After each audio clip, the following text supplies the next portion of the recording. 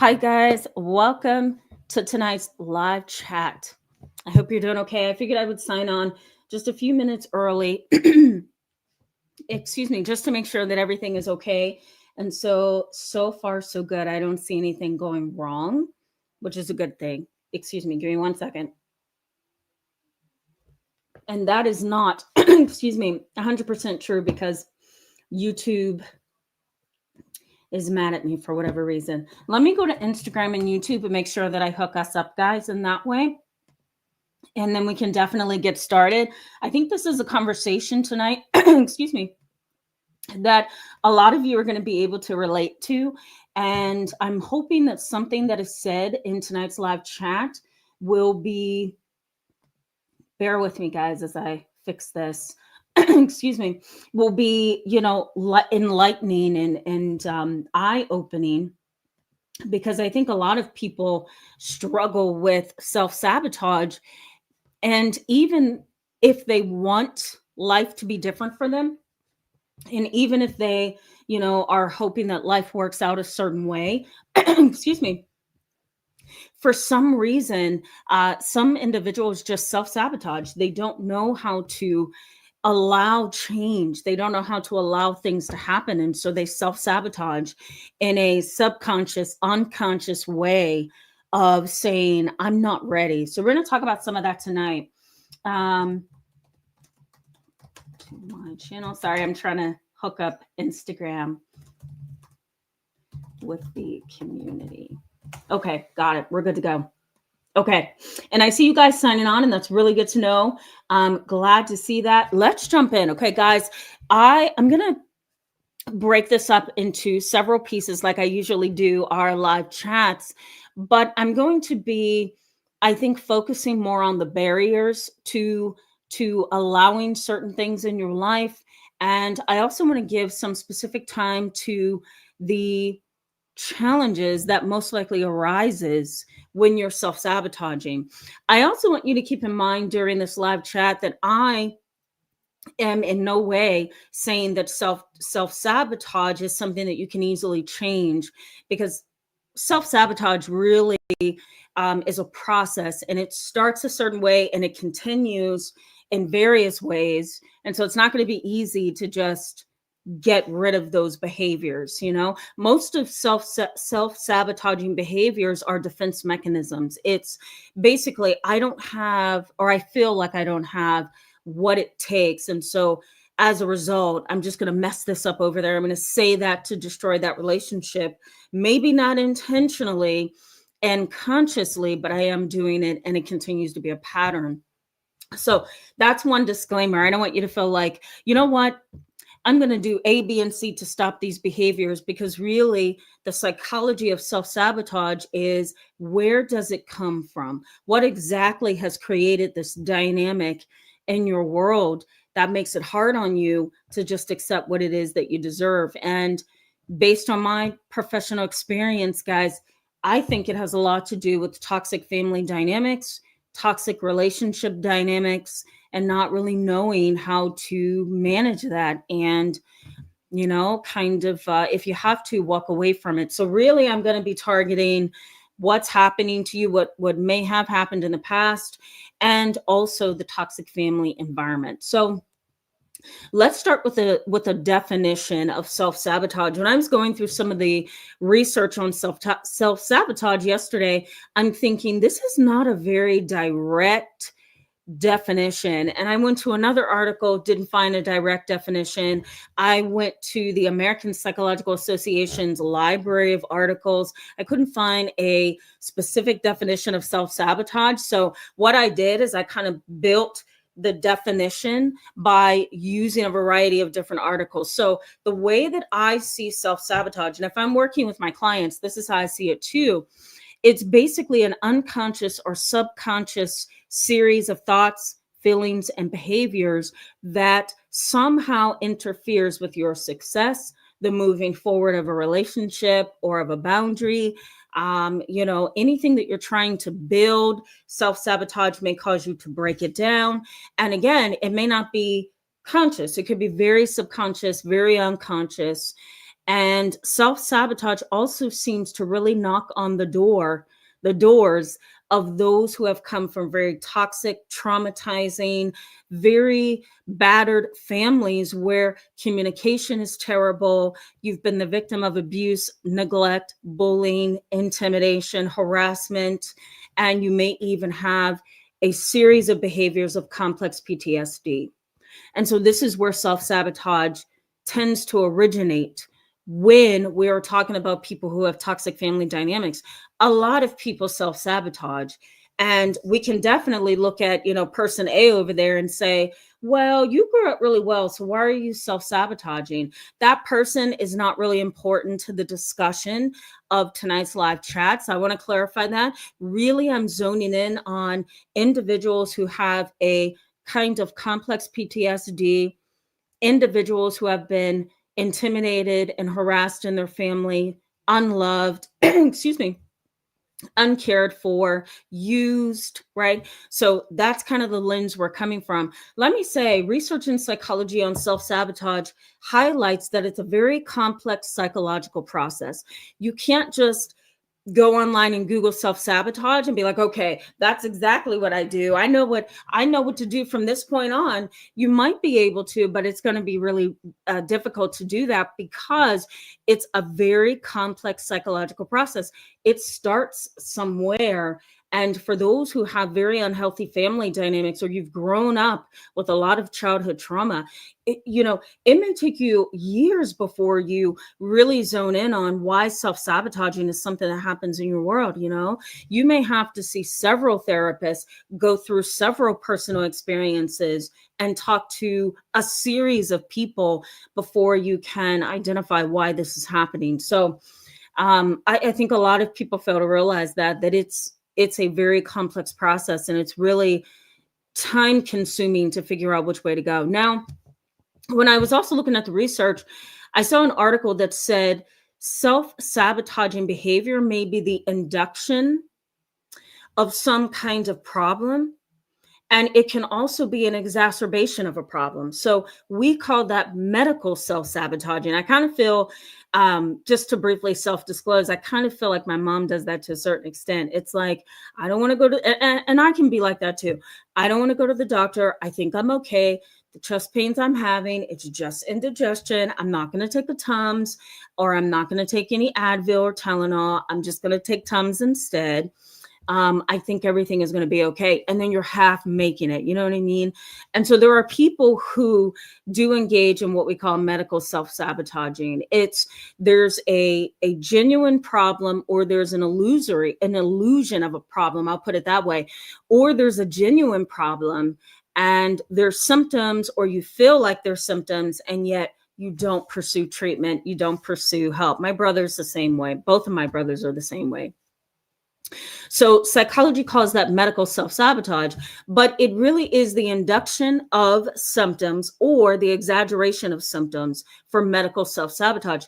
The other thing I want to bring up here is self-sabotage can be a perpetuating cycle of negativity. It can be a perpetuating cycle of negativity that you have grown up under, and it has over time shaped how you see life, shaped how you see reality, and therefore shapes how you engage in the world and with other people. And that can cause a cycle of self-sabotage as well. So let's say, for example, mom has a narcissistic mindset. She thinks that she's better than everyone. She has this grandiose sense of self. Dad, he's this powerful businessman, and he has money, and he has prestige and influence, and yet he's really cold and distant and constantly working. And so both of your parents are really like these ice cold individuals. You can't really click with them. Where self-sabotage begins in these families is, let's say that you are there feeling like, I don't have parents that love me. I don't have parents who are close to me, that care about me, that are talking to me. And so, you know what? I'm going to have to survive this. So your survival mechanism kicks in. And guess what happens? You can either maintain the status quo within the family. So you kind of maintain the emotional climate of the family, the psychological climate of the family. And that could be as simple as, you know what? I'm just going to stay in the role of a scapegoat because this is how the family has designed it. And in order for us to be a family, I have to stay in that role. Because if I step outside of that role, I'm causing what we call disequilibrium. And a lot of people don't want to do that in their families, right? When there's disequilibrium, there's tons of fights, there's envy and jealousy, there's secrets, right? There's lies, trauma, the list goes on. So sometimes a self-sabotaging behavior can be kind of groomed in a family or molded in a family where there's maintaining the status quo and staying stuck in a family role. I'll put it that way. Self-deprecation is also another thing. It's, I'm not smart enough. I'm not, ingenious enough to do that. I'm not dedicated enough. Nobody ever really cares about me. I'm not lovable. I'm not likable. I'm not attractive. I'm not appealing. I'm not charming. All of those, what we call negative distortions of thought, all of those negative ways that you're thinking about yourself is actually a form of self-sabotage, because according to cognitive behavior therapy, that's kind of the idea of working with your thoughts and feelings and your behaviors. Cognitive behavior therapy says if you think a certain way, then you begin to feel a certain way, which then influences your behavior. So if you're engaging in self-deprecation, saying all these negative things about you because of the kind of family that you grew up in or you've had to deal with, it's possible that self-sabotaging is hurting you there, because again, repeating the same thing over and over is in your mind is really self-sabotage. Think about rumination with depression. Rumination is that obsessive cycling of the same negative thought over and over. And it's almost like you can't get yourself out of it because you're stuck there in a state of self-sabotage. And you may want to desperately get out of it, right? You may want to desperately crawl out of that box and that hole. But it's really hard to do that when you've grown up in a family where there's a perpetuating cycle of negativity and toxic dynamics. Let me also mention here, and then I'm going to go to the chat box. I see you guys chatting it up. I have a feeling you're relating to this quite a bit. Let me also mention that there's something known as self-handicapping. Have you guys heard of that before? Self-handicapping. And basically what that is it's the concept of destructive behavior towards the self. And we're going to talk about what some of those are in just a little bit here. But destructive behavior towards the self, whether it's intentional or unintentional, most professionals who study human behavior call it self-handicapping. Because, think of it in this way. It's almost like saying, you know what? I don't want to have to struggle in a life where I have to get an education. I have to stay dedicated. I have to really tighten up my boundaries. I have to really take the position of being studious. I can't have fun. I may never get married. I have a client that's like this. She's like, I'm never going to get married because my career is so in the way, And so for her, that's kind of self-handicapping the road that she's taken in her professional life. But you may be the kind of person who's just saying, I don't see anything working out for me because this is the road that I've taken. And that kind of mentality doesn't allow you to open the doors for anything, right? And so in a sense, that's self-sabotage. It's self-handicapping. It's, I'm going to cut off my left arm and I'm just going to have my right arm to work with, And a lot of the research studies that I had looked at last night as I'm going through, I'm trying to find any kind of research that can clarify what self-sabotage actually means. And we don't have a lot of research in the field. So we're limited, but the little bit of information that I did find, it highlights that sometimes we kind of, sorry guys, one of my lights went off. Hopefully my lighting is okay. Yeah, it looks like it's okay. Sometimes we are self-handicapping. Let me get back on track here. We're self-handicapping ourselves because we're afraid or we're uncertain or something's getting in the way. And so research in psychology suggests that once you engage in this perpetual cycle of self-handicapping, it's really hard to dial that back and change. Excuse me. One last thing before I go to the chat box is the concept of skirting challenges. I'm going to skirt this challenge because I've had so many previous challenges in my life, primarily with my toxic, unhealthy, dysfunctional family, primarily with my toxic, dysfunctional parents, my dysfunctional siblings. I have faced so many challenges in the past that I think I'm going to skirt this upcoming challenge because I don't want to have to fight again. I'm tired of fighting kind of mentality. And I totally understand that. I've been there in my past too, where I've been like, I'm just tired. I'm tired of fighting. You know, I want to pull over on the side of the road and take a break, you know? And one way though, that self-sabotaging can raise its ugly head is through skirting challenges, saying, you know what, that's a new challenge over there. No, thank you. And so we tend to do that as self-protection, but it can also perpetuate this negative pattern of self-sabotage.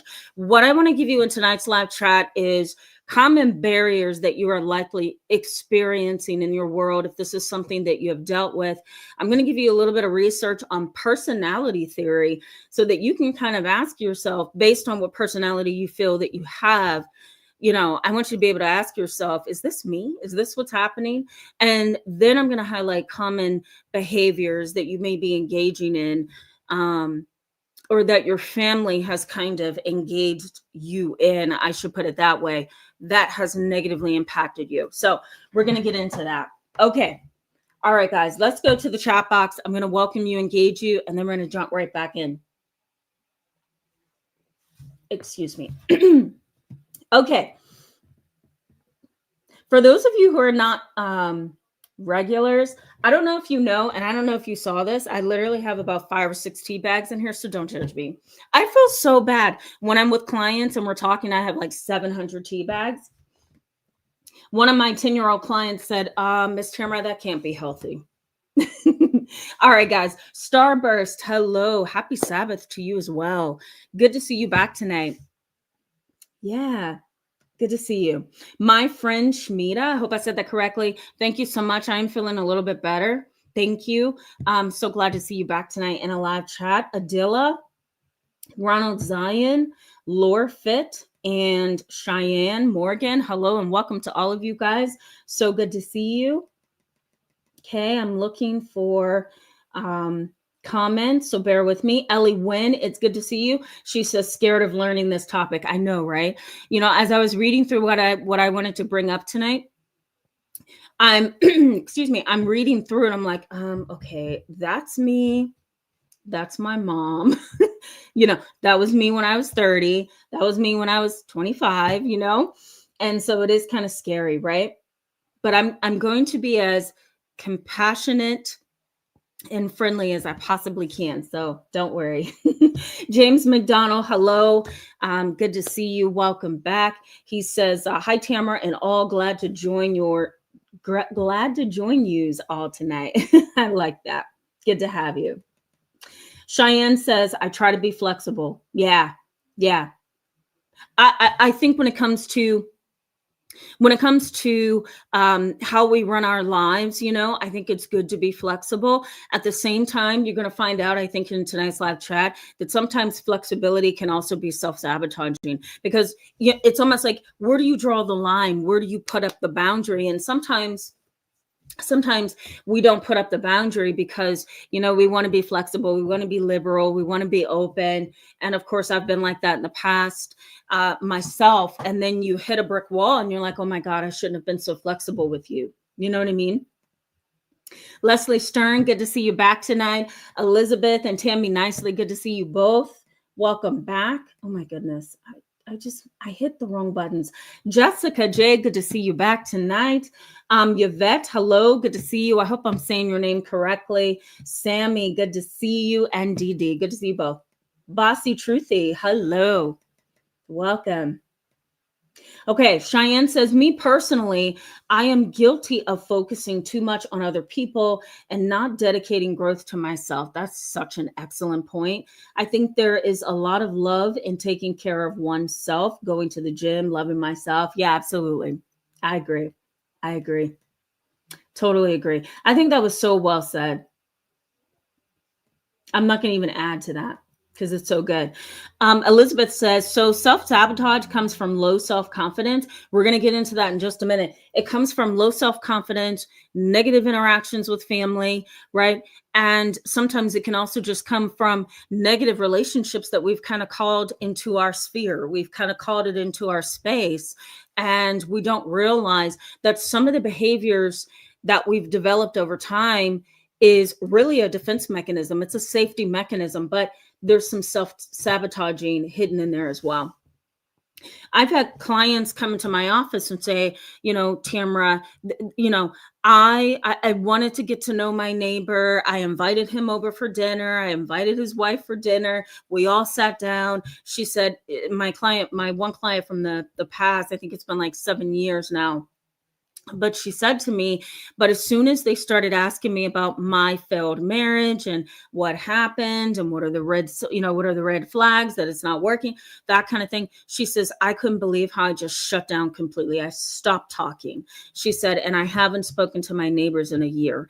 And so in a sense, she invited them over because she didn't want to be lonely. And she wanted to build that friendship and that neighborly rapport, but self-sabotage set in because she became afraid. She started to feel less than. She started to feel like she doesn't fit into the married club. So she kind of destroyed that relationship. So we're going to get into this in just a little bit so you can see some of those self-sabotaging behaviors.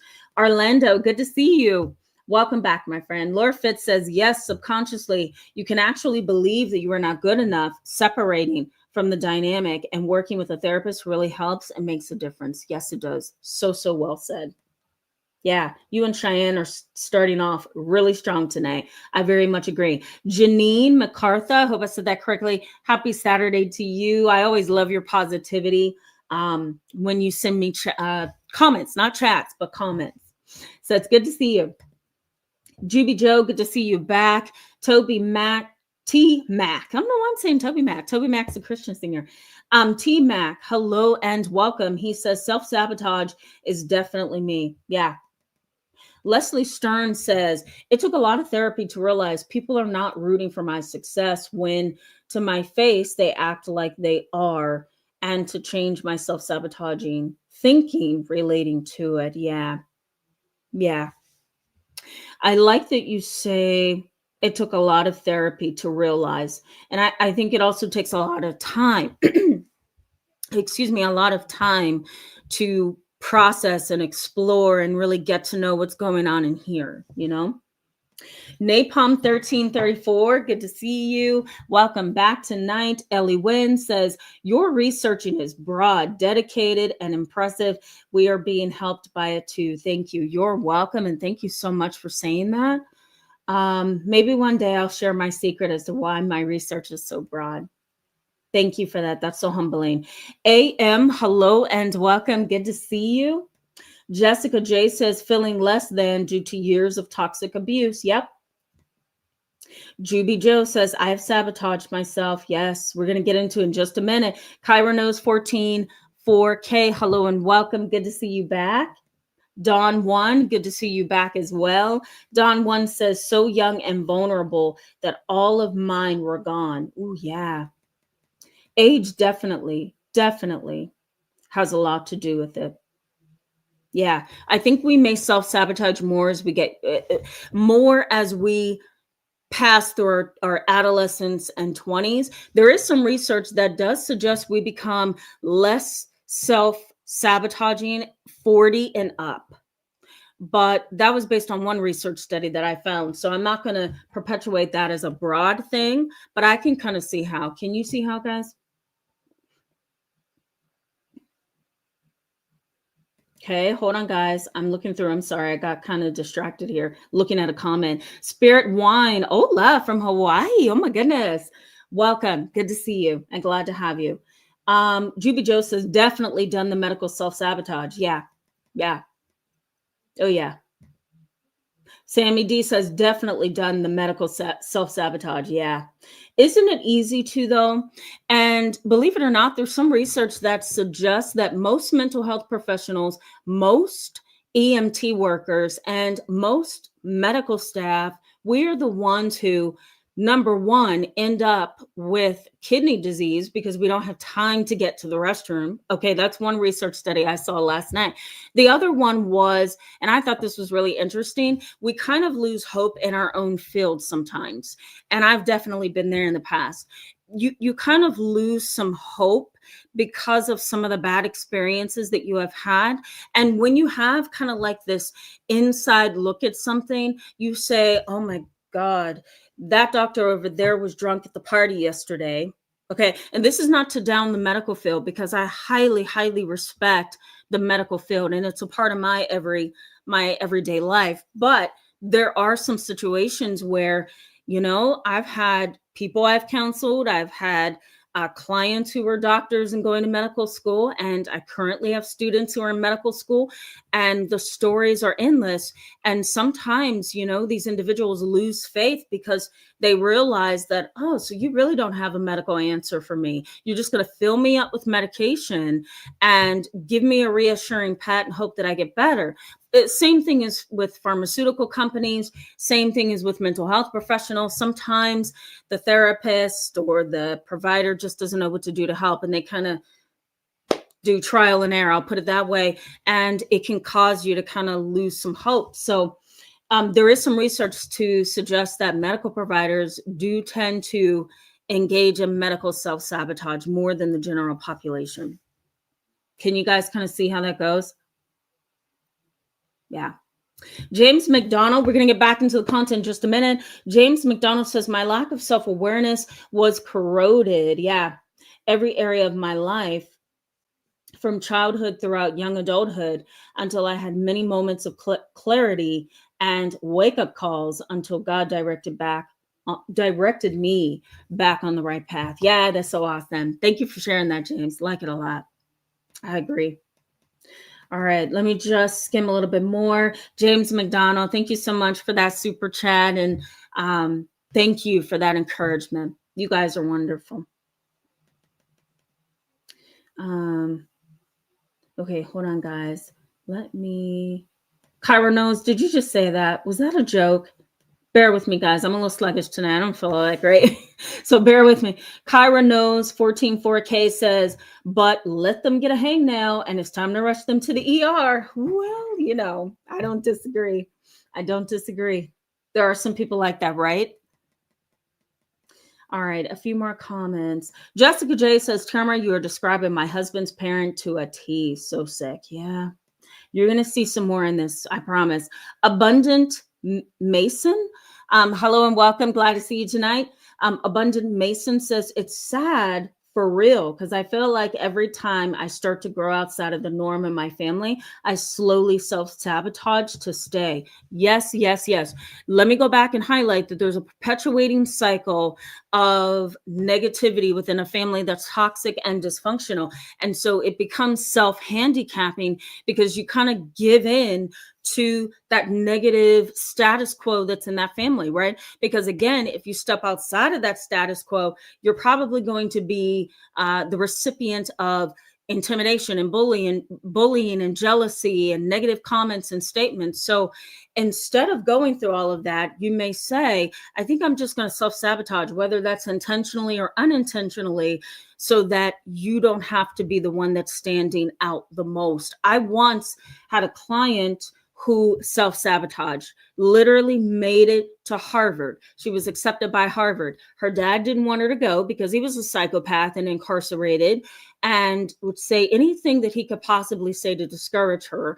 I really and honestly believe that he was jealous and he didn't know how to control his feelings, because I think he felt like, I am sitting in prison for 15 years and my daughter gets a scholarship to Harvard. Who does she think she is? And so he kind of felt like, what kind of a dad am I to be in prison and my daughter's going to Harvard? So he sabotaged her opportunity, and he did it by showing her that and these were some of the things that he said, and she and I talked about it in session. He would say things like, don't think you're better than me just because you got into Harvard. That was one thing. We did a phone call with her father from the jail, and he says, make sure you have enough money to pay for it, because I'm not going to be able to help you. He says, when the bills come in, you're going to be sorry you got accepted to Harvard. And the list just goes on. And so when you're in that murky water of a negative dynamic, is what I'm trying to say, you can kind of say, you know what, I give up. I'm not going to go to Harvard. Forget it. I'm just going to fall victim to these negative things because I'm trying to step out, but my family won't let me do it. And I don't want to have to be a victim of constant negativity in my family. So I'm just going to fit in and say, you know what, I'll go to community college. It happens all the time. Brianne, I'm so sorry. It's not Brian. It's Brianne. Brianne McDonald. Hopefully I'm saying that correctly. Welcome. Always glad to see you in the chat box. Brianne says, having both health anxiety and self-sabotage is a trip. It sort of leaves me frozen because I'm irrationally anxious, but too critical to go to the doctor. Yeah, I totally get you. It kind of puts you in this bind, right? Yeah, totally get you. Totally get you. Okay, let's get back into this. Okay, guys. So what are some of the barriers and roadblocks here that happens? What are some of the things that you may have experienced that kind of keeps you in a self-sabotaging role? Well, the first thing is you ready for this, guys? Using previous failures to kind of see your now.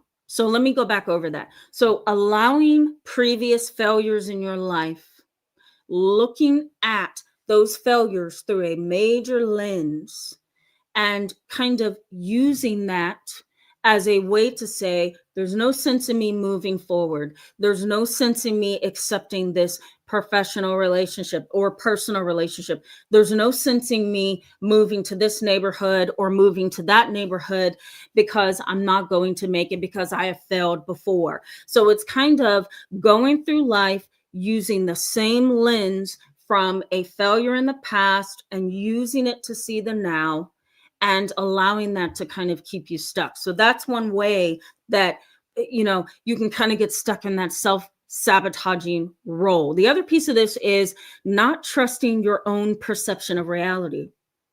That happens so much in toxic family dynamics, right? Not being able or allowing yourself to trust your own perception of reality. I once had a client, she went through this all the time. She grew up in a family where she was invalidated, she was abused, she was neglected, and even traumatized. She was sexually violated for many, many years. And when she told her parents about it, they didn't believe her because the person who did it was a very close family friend, and they kind of perceived him as an angel, if you will, to the family. So they didn't believe their daughter, and she had to go through years and years of just silence, not wanting to say anything. And so when she became a full-grown adult and she had to make one decision to the next, she really struggled. And we worked on this for so long. And I don't know where she is today. She kind of dropped out of therapy, stopped seeing her psychiatrist, and she just kind of gave up. But at the time of working with her, she was in this perpetual cycle of not being able to trust her own perception of reality. And so where does self-sabotage fit in there? Well, you just say, I'm not going to take that chance. I'm not going to accept that opportunity. I'm not going to say that I'm right about this. I'm going to minimize my intuition or intuitive feelings.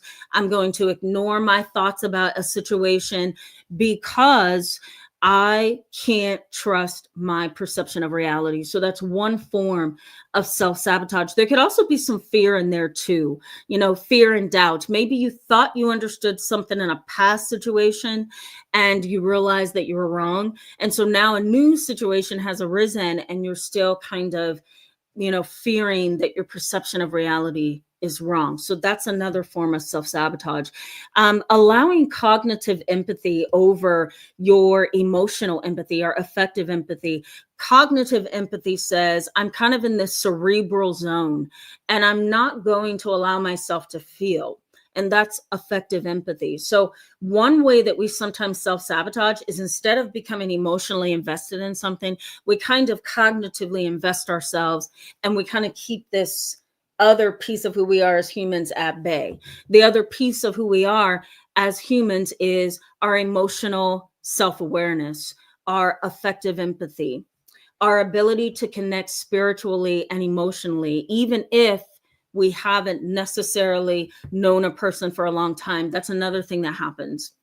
Another way that we kind of emotionally connect is sometimes through social media. Isn't that interesting? You can connect with someone very much like my channel community. You guys are fantastic people.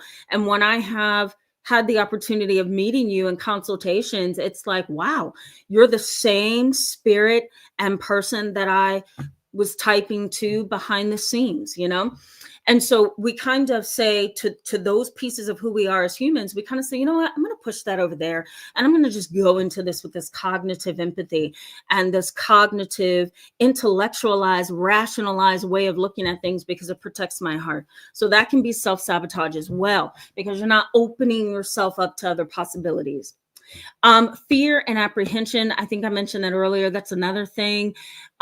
Becoming a maybe I should put it this way, kind of allowing yourself to stay stuck in a family role that you have been assigned. So let's say, for example, within your very toxic family dynamic, everybody else seems to be okay. But because you made one mistake, you made two mistakes, maybe you've made 1,000 mistakes, you've just struggled in life. Or maybe you're the one who speaks up. Maybe you're the smarter one in the family. Whatever the case, a family can assign you a role, and they could say, you know what, that's the black sheep over there.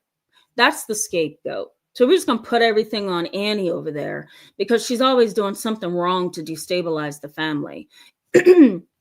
Right? That's something that can happen. Give me 1 second. I swear. Excuse me. I've been struggling, guys. I will never see that tryout again. If I hear the slightest bit of a flu, cold, pneumonia, whatever, I can't see you. I can't see you. Okay, let's get back on track. But you may be in a situation where you are assigned a family role and you just kind of stay stuck there. So sometimes self-sabotage could be, I'm not going to try to get out of this role. I'm just going to stay right here in this black sheep role because I don't care to deal with anything else. I'm just going to stay right here. It's comfortable. Another thing that can be considered self-sabotage is negative core beliefs. Core beliefs are those beliefs that we really hold close and dear to our heart, and we have some kind of conviction about it.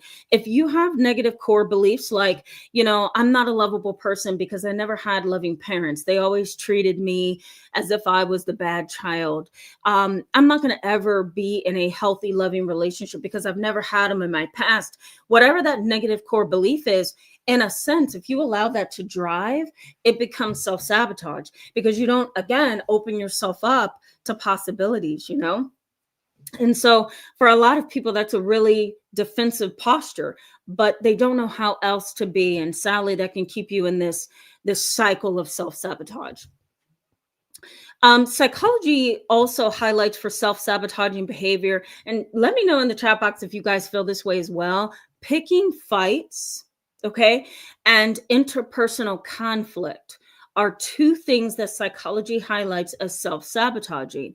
Why? Because if you nitpick and pick and nitpick, right, you can kind of destroy the communication of a relationship before it even goes anywhere. Or maybe things are peaceful and there's this picking and nitpicking kind of disposition, and it kind of disrupts the relationship stability, so that maybe in an interesting way you can kind of turn around and say, see, told you that wasn't going to last. Well, of course not, because you've caused it, you know? And so if you have somebody like this in your family, keep in mind that you may feel like someone is picking on you, intimidating you. They're trying to really get you into a fight or pull you into a confrontation. You may want to pump the brakes and ask yourself, are they engaging in self-sabotaging behavior in some way? Are they trying to kind of protect their space by destroying our communication? And that's something that happens more than we care to realize. Feeling unworthy of love and affection is also self-sabotaging. You were offered a $50,000 deal to do this thing on the side from your everyday work, and you go home, you sit down, you start watching TV, and your mind starts replaying all of those failed jobs that you had in the past, all those negative things that your mom told you, all those negative, ugly things that your siblings said about you, right?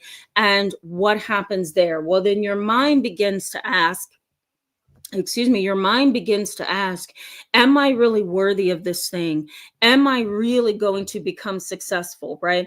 What if I'm being an imposter? What if I'm really not as skilled as I thought I was? What if I'm really not worthy of that person's affection? And so what happens? You begin to self-sabotage that $50,000 on the side opportunity because you fear that your worst nightmare may come true. Or like many of my clients, you're suffering from imposter syndrome. Now, let me mention the research before I go back to the chat box and then give you guys some common behaviors of your family that could have caused you to self-sabotage. So we're going to get into that in just a minute. But let me give you some research here. Research on personality theory basically says that there's some personality factors that may kind of explain the self-sabotaging theme. So this is what was interesting. They say in this research today, I'm going to make sure I post it for you because you can actually take like this brief personality quiz just to kind of see what you come up as. But in this article, there were different personality characteristics or traits that were listed. The research says this, that if you have an introverted kind of personality, there's a possibility that you can self-sabotage through really becoming overly cautious. Overly cautious says, I'm going to make sure that what do they say? Dot every I, cross every T, so that I don't mess up. And there's so much overthinking and there's so much being overly cautious that you actually mess up the entire thing, whatever that thing is, because now you're overthinking and now you're being overly cautious, And so the research study on personality traits highlighted that if you're overcautious, you most likely can relate that to being introverted as well. A lot of introverted people have insecurities. Doesn't mean we all do. I'm introverted, but I don't tend to have a lot of insecurities necessarily. You may be introverted and other times you're extroverted. So you really want to take this research a little lightly, okay? But I'm going to make sure I post this information for you so you can kind of do your own research. But it's saying if you're introverted, there may be a possibility that you self-sabotage through becoming overly cautious. The other thing is if you are extroverted in personality, you may find yourself self-sabotaging through impulsivity. So you become a little bit more impulsive than maybe the introverted Bill over there. And so impulsivity means you jump in before you think, you react before you process, and that can be self-sabotaging. You guys tell me what you think of that in the comment section.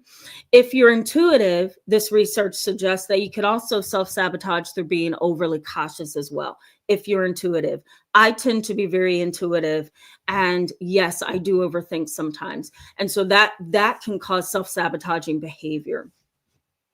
If you are observant, this research says that you most likely can observe things all around you and become discouraged and start putting up boundaries, which also can cause self-sabotaging. When you are trying to thrive and grow and learn and develop in a toxic family dynamic, you may find yourself overthinking as a form of self-protection. But what this research is saying is it can also keep you stuck. If you tend to be a very judgmental kind of an individual, or you kind of judge the atmosphere, you know how to look around the room and kind of get a feel for everybody. Research in psychology on personality theory suggests that you can almost create a trap for yourself because you overthink, overplan, and then you look at other people and you try to get a feel for who they are, and you may be wrong about it. And so that can also cause some self-sabotage. There's so many ways that we can self-sabotage, but again, I'm going to make sure I post this so that you can Research it for yourself. All right, let me take a little bit of break, guys, and go to the chat box, see what you guys are saying. And then I'm going to give you some information on what I've seen, what research has highlighted as, what's happening in your family that has caused this kind of thing. Because and let me say this too, because I don't think I said this earlier, that I really and honestly don't think that we self-sabotage always because of some insecurity. I think sometimes we just simply self-sabotage as humans who have had negative previous experiences. There's been childhood trauma in your history, and maybe there's been some dysfunction in the family and toxicity. So sometimes, I think sometimes we as humans, we kind of look at ourselves and say, why are we self-sabotaging? Why did I mess that up? Right? And we kind of blame ourselves, but I don't think it's always you to blame. I think it's the dynamic that you may have emerged from. So we'll get into that in just a second here. Abundant Mason says, this is so good, y'all. Thank you for saying that. I'm so good to hear that. I'm so glad to hear that. Rodney Bost, hopefully I said that correctly. Hello and welcome. Glad to see you in tonight's live chat, and welcome to the channel. I don't remember seeing you. Rodney says, this is so true. I finally have a good paying job, and I was doing everything I could do to self-sabotage it, but now I see clearly why. Yeah, absolutely. That's so awesome. And it kind of makes you wonder, if this is the chat that you were preordained to be a part of, right? Because you don't want to sabotage that if it's a wonderful transition in your life. Sylvia Love Jones, I don't know if I welcomed you, but welcome. I'm always glad to see you in the chat. Orlando says, I saw a video on Instagram of a mama and young son in the ER. The son was telling her she was wasting the hospital time because she ate too many hamburgers. Medical self-sabotage. Well, you know what? Sometimes it's like that. The term Munchausen syndrome and Munchausen syndrome by proxy, that is also a kind of medical self-sabotage, because number one, you're coming up with, you're kind of creating these medical and health related situations, and there doesn't need to be any.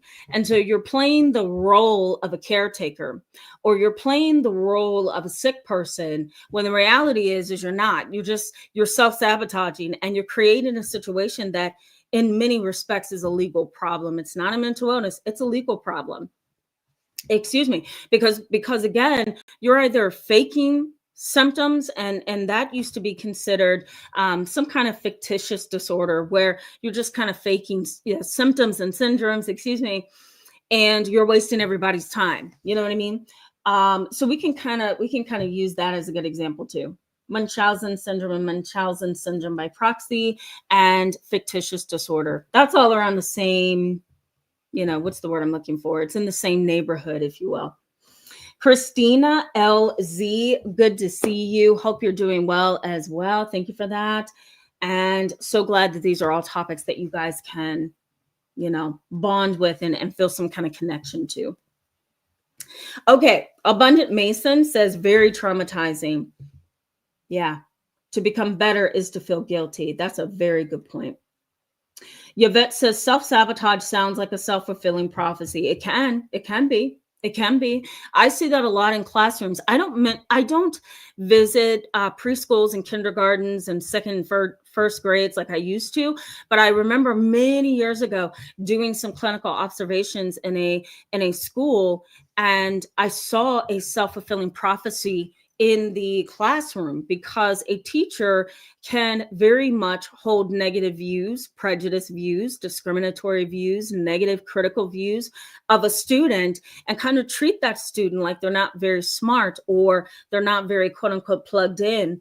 And so when that happens and the student starts to feel that that's how you think and feel about them, they then engage in behaviors, or they refuse to do the assignments that makes them look negative. So it is a self-fulfilling prophecy. It's like, you think I'm that, okay, I'm going to be that, So yes, that can happen for sure. I'm glad you mentioned that. Thank you. Yeah. Juby Joe says, yes, this is a topic that can apply to many. Very much agree. Bossy Truthy 15 says, I feel loved, I feel happy, I feel safe, positive affirmations. Yeah, sometimes those can be, I was going to say they can kind of be like protective mechanisms. That's the word I'm looking for.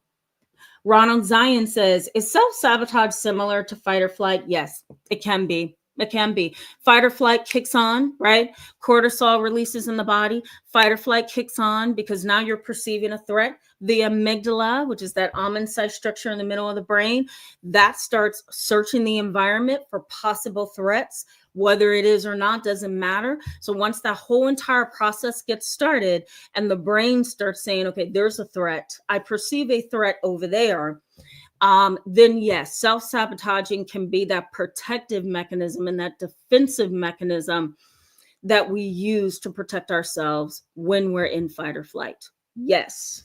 Yes. I thought I needed to break that down a little bit, but you are absolutely correct. Okay. Franciphile Poutine. I always mess that up. Welcome. I'm glad to see you. And you told me yesterday that you were a male. So thank you so much for highlighting that. I'm never sure. So thank you for that. He says, could there be a such thing as inverted self-sabotage?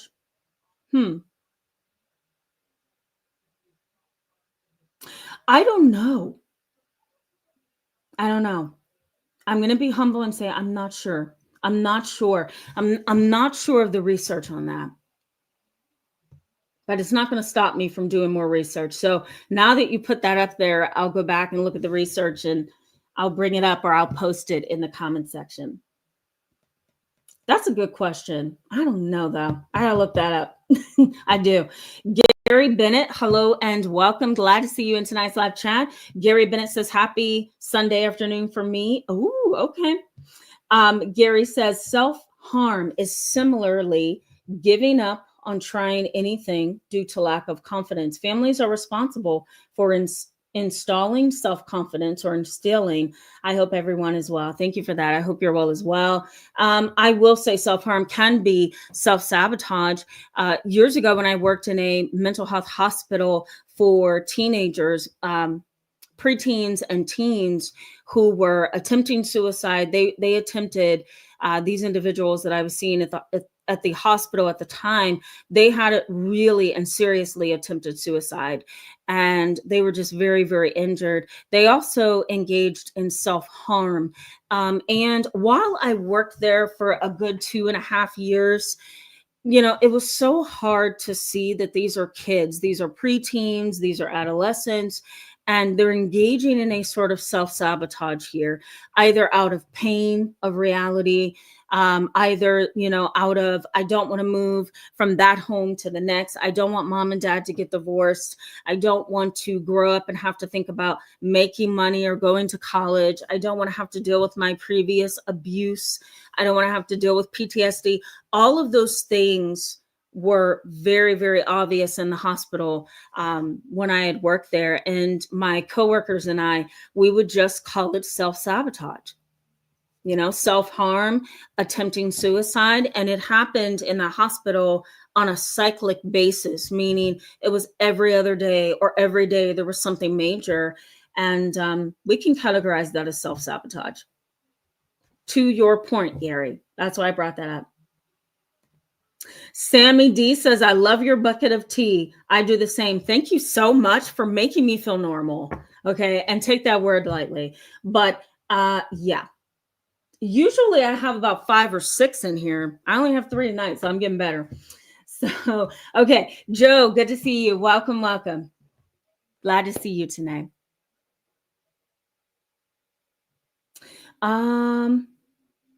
I'm just reading your comment because I don't want to read if it's off topic.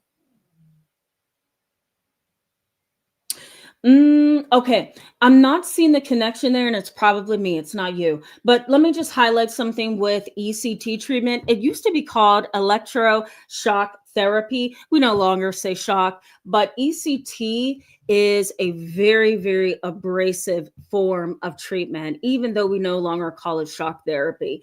But let me just kind of pull from this, Joe, and highlight that sometimes, and I've seen this over my many years of being in the field, sometimes you can self-sabotage by getting certain treatments, and you can pursue and keep pursuing and keep pursuing, or taking medication and then stopping medication prematurely, You can go to a therapist and go to another therapist and see about 900 million therapists and still not settle. All of those things can be self-sabotaging as well.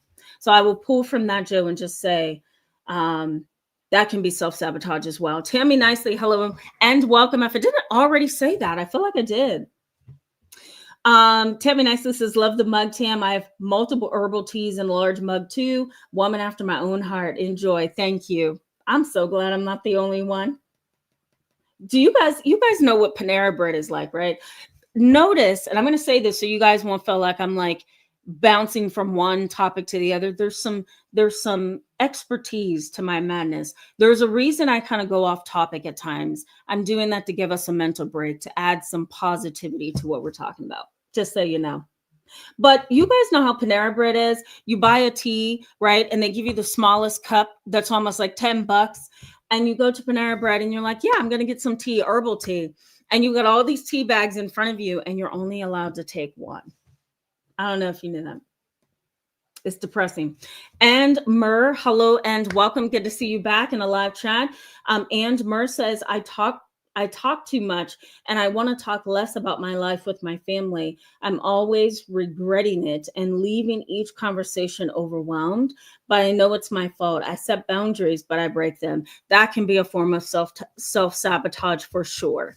Absolutely. It's almost like setting your own trap, right? But then a form of self-sabotage could also be limiting yourself, right? Closing off and not sharing certain things. So you really have to find that really healthy middle ground. Charisma's Healing Journey. Hello and welcome back. Glad to see you tonight. Monique Easton, hello and welcome. Good to see you. She says, I've discovered after 50 years on this earth that what have hindered me all my life, she says, what has hindered me all my life? The spirit of rejection and abandonment. Yeah. Oh my goodness. Yeah. Once you feel like you've been rejected and abandoned, the door kind of opens up for continual trauma there, right? And there could be many reasons for that. I'll put it that way to keep this short. But once you have felt the sting of rejection and abandonment, it's like you either some people slam the door shut and say, I'm never going to open it. Or they open and shut the door wide and allow too many different experiences that then becomes an additional burden, you know? Okay. Give me 1 second, guys, as I scroll through just a little bit more here.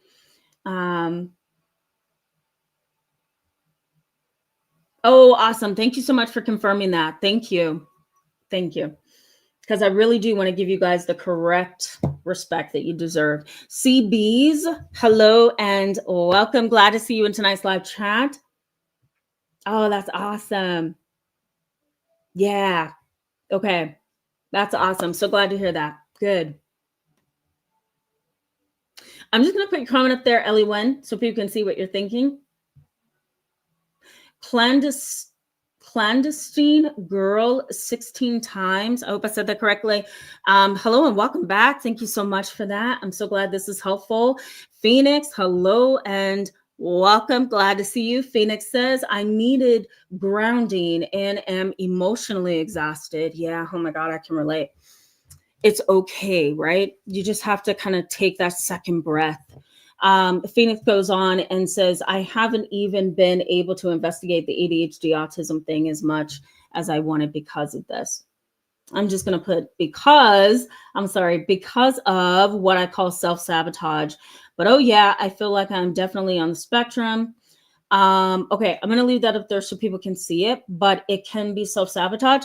It can. The more you delay those things that you know you need to be doing, and it's putting you closer and closer to failure or not getting the help you need or not seeing things clearly, it's all self-sabotage. Procrastination is a form of self-sabotage as well. Odetta, hello and welcome. Good to see you back in the chat. Okay, 1 or 2 more comments, guys, and I'm going to jump back in. I'm very, very behind. in comments. I saw you guys mention that the other day. Somebody mentioned and said I'm too far up or I'm up in the comments. And I'm so sorry. I tried to like stay organized and get as many of you as possible, but I love you guys. You guys are the best. So thank you for all your comments, even the ones I don't get to. Rodney says, I'm a 36-year-old man and my therapist once told me it wasn't my fault. I was raised by a bunch of, we're going to not say that word. Sometimes negative, toxic women can damage young men they're raising. I very much agree with that. I very much agree with that. Yeah, I agree. Sorara, hello and welcome. Good to see you back. Sorara says the most esteem the professional, the more esteem the professional, the more subject to abuse from predators that crave power and esteem. Sometimes. Yep. Kyra knows 144K says facts, Tamara. Yeah. You're relating. I can see that. Kim Math E. I got it tonight. Kim says, good evening. Grateful to be here this evening for the live chat. Good to see you.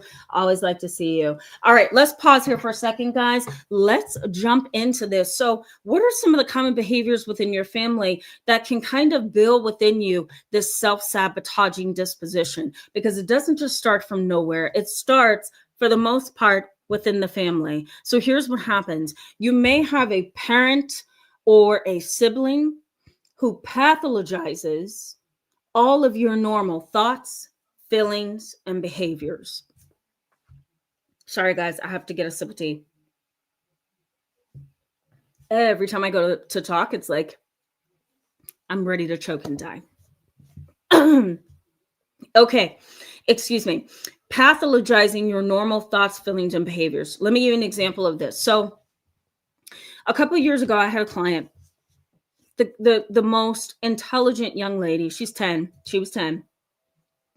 And she came in with her mom, her dad. They were getting a divorce. Dad was just narcissistic. Okay, there's no other way to look at dad.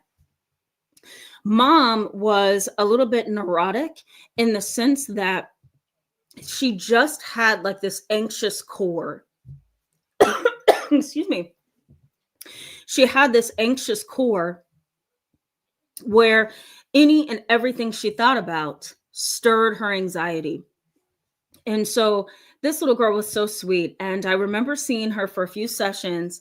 And then I called the parents in and I sat mom and dad down.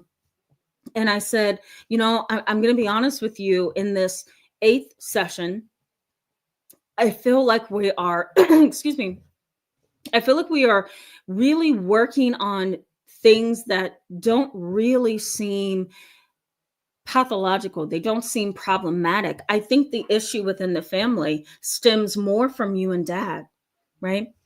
Dad is not engaged. He has a very hard core. And so anything that goes on, he's kind of detached from. And mom, you have this kind of overly anxious, highly anxious disposition. So any small thing you see in a child, in your daughter, you're ready to just go get her treatment. I really and honestly think you and dad should be in your own treatment and learn how to navigate this divorce process and not put this little girl back into treatment. And so parents can, and they do all the time, and I have so many clients to see me that I have to either refer to a lower level of care, meaning maybe not a therapist that's going to see them every week, you know, or I have to suggest that the parents get help and leave the child out of it, because what happens in this dynamic is any and everything that you have a problem with, even if it's a normal, quote unquote, normal real life situation, that toxic family dynamic, those toxic parents are going to say, oh my God, that is depression. That's bipolar disorder. I have a feeling. I also see some social anxiety, and there may be some panic attacks too. Oh, and by the way, I also think she's dealing with some trauma from the divorce. It happens all the time. So pathologizing what is normal, that's something that can really set you up to develop a pattern of self-sabotage, and research backs this up. It's pretty interesting. Another thing is you may have, and you may have this even as an adult child, a parent who engages in what we call infantilization. That was a new term, infantilization. And really, it's the process of a dysfunctional dynamic that's encouraging your dependency, that's encouraging you to kind of self-doubt, that's encouraging you to feel like, I don't know if I can do this. It's building dependency. And most very toxic, unhealthy households build dependency. How? They say things like, you're never going to make it. Dad is in prison, so where do you think you're going? You know? Oh, so you are ending up, which I don't blame some parents for doing this, by saying, you're pregnant at 15, you're going nowhere. Okay, a mistake, a terrible mistake has been made, but we can't tell kids that they're not going to make it anywhere. And I see that so many times. That's a form of kind of encouraging dependency. Oh, you're pregnant at 15, you're not going to make it anywhere. You're going to be right here in the house with me, and the whole laundry list gets thrown at these kids. How are you going to go to school? How are you going to get a job? So that can build a form of self-sabotaging, especially if all the negative things you've heard kind of get stuck, right? And so that can cause a dependency, and we call that infantilization. You may also find that there's no cultivation within your family of self-awareness and self-consciousness. If you develop self-awareness and self-consciousness, and you're able to kind of pause and reflect and look at yourself, your own deeds and your behaviors, you can grow better, you can develop better, you can become stronger, more resilient. The list just goes on. But if your family doesn't kind of cultivate that in you, and they put you down, and they're negative about you, and they don't encourage you, and they say all manner of evil against you, you're not going to be able to develop what you need to develop on the inside. So it's almost like the family dynamic cultivates this lack of identity, and that happens a lot. Families also in this dynamic, and especially as you're growing up with a family where there's years and generations of trauma, there could be a minimization of your values. Oh, you believe in God? What do you know about God? Right? And I'm sure you've heard those things before. Oh, you believe in charity. Why would you want to give your money to a charity? They have plenty of opportunities to get money elsewhere. These are comments I've heard in therapy sessions. Another minimization of your core values could be, why are you getting married? Mom's marriages didn't work. Why do you think yours are going to work? Why are you trying to stick around and be the father of that child? You don't even know if that's really your child. So there's a minimization of your values, and it can kind of cause you to kind of step back and say, wait a minute, maybe they're right. Or maybe you give in to their abusive comments and their I'm looking for a different word, not abusive, but I'll just say their negative comments against you. And as you listen to them, and as they minimize your value system, you can then build within you this, level of self-doubt, and that becomes self-sabotaging. Adultification and parentification. Adultification and what am I saying here? Adultification and parentification. Too many cations. But both of those things can cause self-sabotaging over time, right, guys? Because adultification says you may be 13, 14, but I'm going to make you 35 because I need you to kind of grow up a little faster. I'm either an incompetent, emotionally detached parent, or I want to live my life up because I had you too young. So therefore, I'm going to put you in the process of growing up much faster than you should. And so therefore, I'm kind of adultifying the relationship, and you now have to kind of, survive on your own.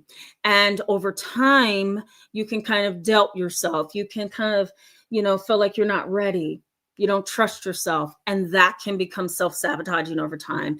And so can parentification. That can also be damaging. I'm going to make you the parent of your 2-year-old sibling. You're going to change their diapers, feed them, bathe them, show them all kind of love and affection while I go to work, or I go grocery shopping, I go hang out with my friends, I go to the movies, I date around, right? So parentification can build within you this self-sabotaging kind of mentality over time. If you want me to break that down a little bit more, let me know in the chat box. I can do that. Self-sabotaging can also become, a part of who you are as you live in a toxic family where you're forced to be something that you're not, and you're forced to live a life that isn't yours, right? And so you guys can take that whichever way you want to take that. But a lot of people are forced into religions that they don't believe in, religions that they don't really feel connected to. They're forced to be friends with people they don't want to be friends with. I have a lot of kids like that. They're also forced to deny a part of who they are in favor of a different view, so you can kind of be forced into this mentality and this mindset that doesn't belong to you. Over time, it gets hard for you to kind of step up and say, you know what, that's not me. And so self-sabotaging can happen there as well. Self-sabotaging can also be maintaining the sick role. That can happen in families where maybe you didn't get a lot of attention. Maybe you didn't get enough love and affection. Maybe you were parentified, and maybe there was a adultification process going on, right? And so what does the sick role do? It's self-sabotaging, but the sick role allows you to be cared for. It allows you to be a child. It allows you to kind of get all those loving feelings maybe you didn't get growing up. So that can also be self-sabotaging. Giving in to 100% doubt. So doubting yourself and saying, you know what? Okay, forget it. I don't believe it's going to happen. I don't believe I'm going to get that house. So, I might as well just talk myself out of wanting the house because I'm not going to get it. Stagnancy. Woo. That's another thing that can happen. You kind of self-sabotage by just sitting still. You don't move to the left, to the right, up or down. You're just stuck, right? And toxic families can kind of keep you in that mindset. I once, for example, before I go to the chat box and we wrap up, I had a client in my past, I'm going to say back in 2020, where she was doing so good. She and her husband, I was so proud of the both of them. They had really beat the odds and got a wonderful mortgage and had just a really lovely home. But one thing she did, which I thought was the worst thing she could have done, is number one, she doubted that they would get the mortgage. And she started giving in to depressive thoughts, obsessive, ruminative thoughts of, we're not going to get the house. This is not going to be what we desire and what we want. We've spent so many years building credit just to be told no. And so she did two things that are self-sabotaging. One is she said to her husband, we're not going to get the house, so let's go see other houses and put offers in there. That was one. And the other thing is she became a functional alcoholic. She started drinking alcohol. The closing process on the home, the searching for the home they wanted, all of that was such a long process that she drank almost every other night during the week. And her husband detached from her emotionally because he wasn't very happy with her. And she gave into self-doubt. And it really did cause this self-sabotaging behavior where she spent so much money, she gambled money, she moved on with her life in so many different ways. And the house fell through. And it fell through because her credit got bad. Money wasn't in the bank like it was when they put an offer in on the home. And so everything just kind of fell through the cracks. And so she gave in to her doubts. She gave in to her fears, and that was self-sabotaging. This is something, right, guys? I think I'm going to come back next week and talk about how do you reparent yourself, right? Let's say you've grown up in a very toxic, dysfunctional family like this, and you've seen within yourself that you sabotage everything that's wonderful, that's possibly, getting ready to happen to you.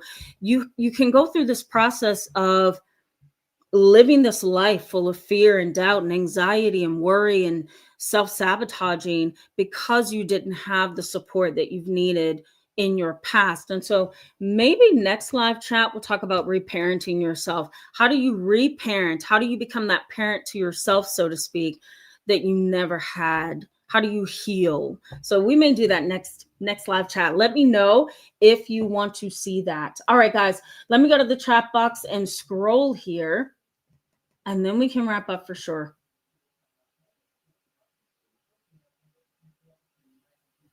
Okay. Cheyenne Morgan says, how do you plant the seed to encourage a client to build their self-esteem, greater self-worth, leading to less feelings of self-pity and self-harm? Yeah, that's a really, really good question. I think it starts with the rapport and emotional building of connection with the client. So an example would be anytime I meet with a client and I go through their first appointment paperwork, I have them do like a little bit of an assessment for me beforehand. And if I go through their paperwork and I see low self-esteem, I see self-sabotaging, I see somebody who has a lot of self-doubt, fear, anxiety, really what I will try to do is, number one, be very authentic, because our clients can feel when we're not authentic and they will turn us off in a minute, walk out that door and never come back. So I have to often work within myself, right? And that consists of me being very genuine, gaining their trust through my genuinity. And from that period, then build the relationship. And then over time, and usually over the course of a few more sessions, interestingly, that builds a seed of some kind.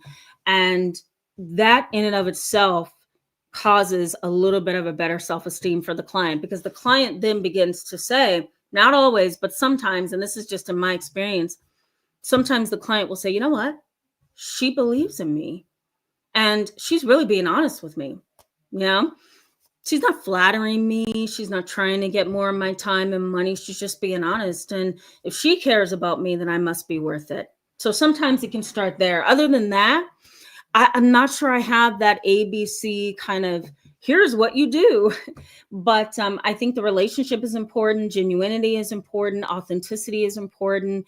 And then on top of that, just kind of helping my client learn different things about themselves. I hope that answered your question.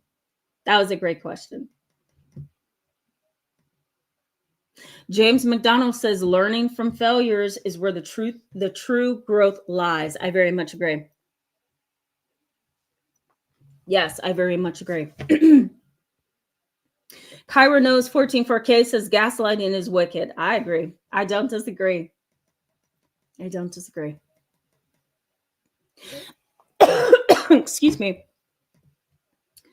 Oh, I hope I'm better next time, guys. I really do. Jessica J says parents that continue the negativity and rarely, if ever, encourage or exhibit positive can do attitudes. Okay, did I misread that?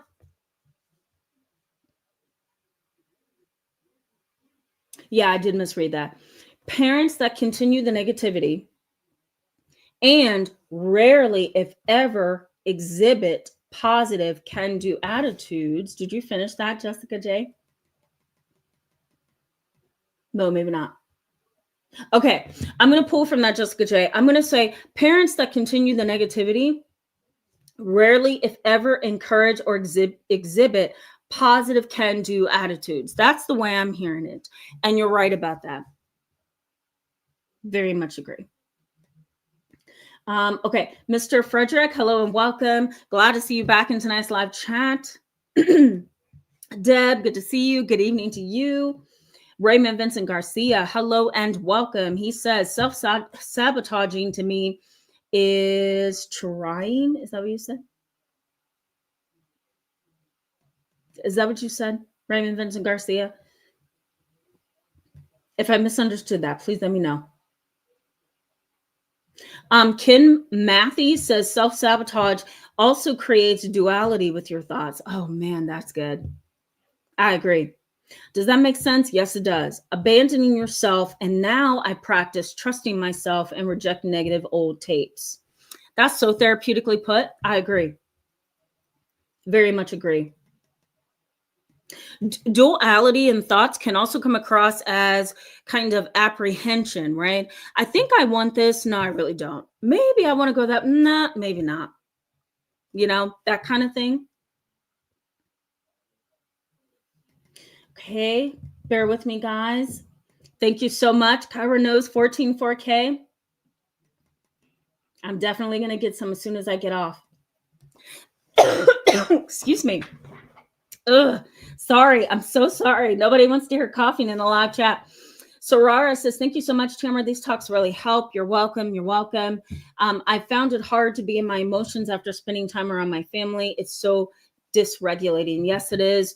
Number one, thank you so much for that. I think these talks have been really transformative for you guys. And I was reading through the comments the other day and I'm like, these people are saying that they just feel different. They think different. And so thank you for letting me know that, because then I get to go back to the drawing board and say, okay, this conversation is probably going to be therapeutic or helpful. And So thank you for that. And I'm so grateful that you're getting helped and you feel benefited on the channel.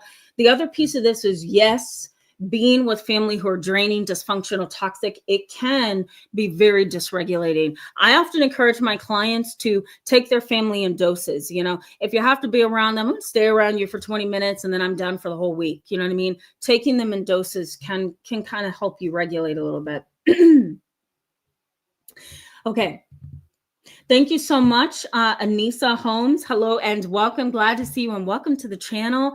Thank you so much for that. I'm so glad. Laura Fitz says, listening to this information makes me feel good for going no contact. That's so good to hear. I can't believe how I was able to survive the toxicity. Yeah. Here's something to think about. I'm going to get a few more comments in and then we're going to wrap up. Here's something to think about, Laura Fit. I think sometimes those of us who are in toxic dynamics, we somehow look for ways to get out, because I don't think the brain in its natural state likes to be kind of suffocated and squeezed, right? And so what does our resilience do? It kind of pushes us, right? Fight or flight mode kind of pushes us, you know? And when the amygdala perceives threat in the environment, that kind of pushes us to fight too sometimes.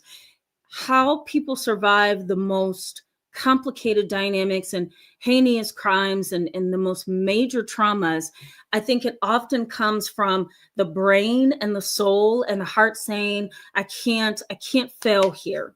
You know, I can't be stuck here. I've got to fight back. And so when you say, I can't believe how I was able to survive the toxicity, really for me speaks to your level of resilience and fight back. And that's a good thing. I think we all need that. M. Odell says, I need one of those cups. TJ Maxx. I'm just going to share it with you. TJ Maxx. TJ Maxx. I'm in there every other day looking for teacups. I walk through the door. They're like, hi, see you next week. All right, guys. I'm just scrolling through. Gary Bennett says, these chats are unmissable. Oh, wow. Thank you so much for that. They are so informative and self-healing. That is so, so good to hear. Thank you so much for that. I'm so glad to hear that, by the way. Anissa Holmes says, how do you stop self-sabotaging? Checking all boxes. I know we're going to get there. I think I may do a live chat next week on reparenting yourself, and we can talk about that. Self-sabotaging can actually, you can work on this tonight, which is gaining self-awareness, making an entire list. This is what I encourage you to do. Make an entire list of all the different ways that you feel that you have genuinely self-sabotaged. You can also write down the emotion next to each situation, and then a little bit at a time, kind of work your way out of that. So let's say, for example, self-sabotaging was, I'm not going to accept that job offer over there because I'm not going to be able to work the hours. I feel like my health is not going so well, and I feel like I'm just going to get fired. You know what? I'm just going to walk away. So that's the self-sabotaging situation. What were your emotions? Well, my emotions were this. I felt like a failure. I felt like I didn't give myself a chance. I felt kind of depressed that I gave up on myself. So then what should you do to change that?